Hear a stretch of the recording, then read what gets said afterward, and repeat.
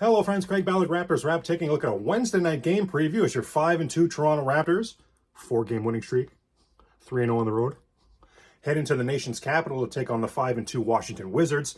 Now, different venue, yes, but you'll recall this is a rematch of what we saw back on opening night, and of course you'll remember that the Washington Wizards had no problem dismissing the Raptors back on opening night.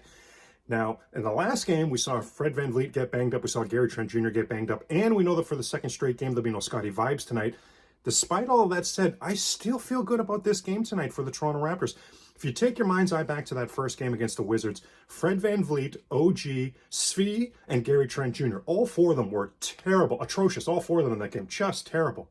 Fast forward to right now, guys, all four are on absolute fire. So I think this Wizard team going to see a much different, even with no Scotty Vibes, going to see a much different animal tonight from the Toronto Raptors. And again, I'll take your mind's eye back to that opening game. You remember, if you're in the live with me, if we're watching the TikTok live for that Raptor game, they shot about 5 3-pointers that game in that opening night back on October 20th that were the right play at that time. The shooter was in rhythm because the three-pointer came within the rhythm, within the flow of the offense. It only happened about 5 times all game. That's how bad the offense was. And honestly, the Raptors made like 4 of those 5, if you remember.